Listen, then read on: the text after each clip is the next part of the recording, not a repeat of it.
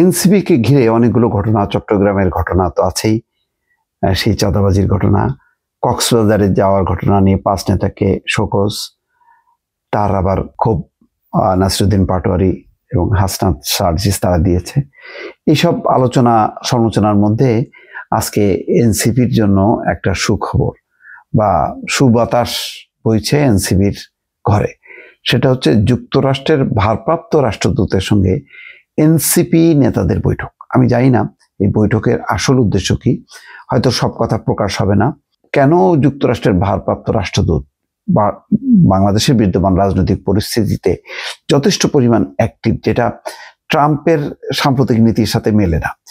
মানে বাইডেন প্রশাসন যেমন গণতন্ত্র নির্বাচন নিয়ে যত দৌড়ঝাঁপ করেছে, ট্রাম্পের কাজটা হলো, এবং আনুষ্ঠানিকভাবে তারা বলেছে, মার্কো রুবিও যে মার্কিন পররাষ্ট্রমন্ত্রী, তিনি নির্দেশ দিয়েছেন যে তার দপ্তরের বাইরে কোনো দেশের রাষ্ট্রদূতরা সেই দেশের নির্বাচন নিয়ে যাতে কোনো মন্তব্য না করে, ভালো নাকি মন্দ বা এরকম যেন মতামত না দেয়। সেখানে কিন্তু ব্যতিক্রম যুক্তরাষ্ট্রের ভারপ্রাপ্ত রাষ্ট্রদূত ট্রেসি অ্যান জ্যাকবসন।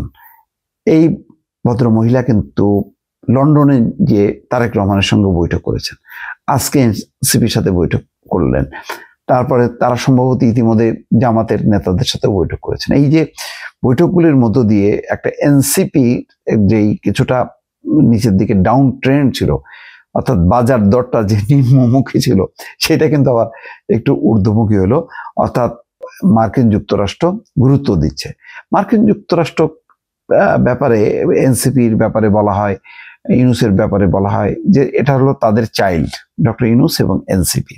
এবং বাংলাদেশের যে এই পট পরিবর্তনটার ক্ষেত্রে এই মার্কিন যুক্তরাষ্ট্রের একটা ভূমিকা, যেটা ছাত্রদের মধ্য দিয়ে সঞ্চারিত হয়েছে, এটা বলে। আমার কাছে কোনো তথ্যপাত্র নেই, কিন্তু আজকে গুরুত্ব দেয়াতে এটা মনে হলো যে তাদের বোধহয় একটা লক্ষ্য আছে, যে আগামী দিনে কারা আসবে, কিভাবে আসা উচিত, কি করবে রাজনৈতিক দলগুলো, বোঝার চেষ্টা করছে যে বাংলাদেশে কি, পশ্চিমাদের ভাষায় তাদের যে কয়েকটা উদ্বেগ থাকে, যে বাংলাদেশে ধর্মান্ধতা বৃদ্ধি না পায়, উগ্রতা বৃদ্ধি না পায়, সংখ্যালঘুদের উপর অত্যাচার না হয়, এই ধরনের একটি পরিস্থিতি দিকে যাবে কিনা, নারী নীতি কি হবে, অন্যান্য শ্রমনীতি কি হবে, অনেকগুলো বিষয় তারা ক্যালকুলেশন করে সেই সব দেশের সাথে সম্পর্ক করে, বা সেই সব জায়গায় ঘাটতি থাকলে তারা রাজনৈতিক দলগুলোর সঙ্গে আলোচনা করে জেনে নেয় এবং নিজেদের মতামতটা তারা বলার চেষ্টা করে, যাতে রাজনৈতিক দলগুলো তাদের কথাগুলো একটু বোঝার চেষ্টা করে বা সেটা ফলো করে।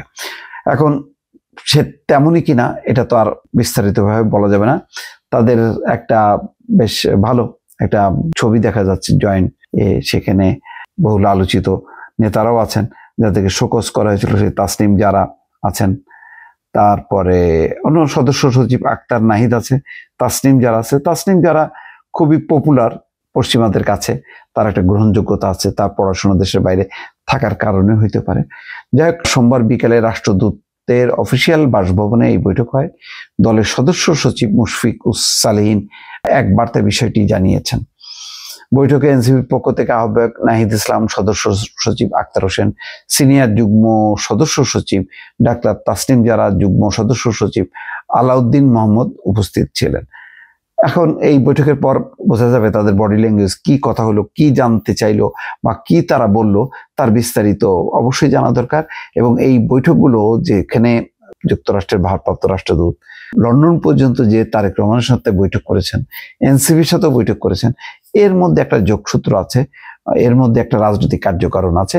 বাংলাদেশে যেহেতু একটা ইন্টারিম গভর্নমেন্ট নির্বাচনের তারিখ ঘোষণা করেছেন, তারা সমস্ত বিষয়টা বোঝার চেষ্টা করছে যে বাংলাদেশের ভবিষ্যৎ রাজনৈতিক গতিপথ কোন দিকে ধাবিত হবে, সেটাই হয়তো গভীরভাবে বোঝার চেষ্টা করছে মার্কিন যুক্তরাষ্ট্র।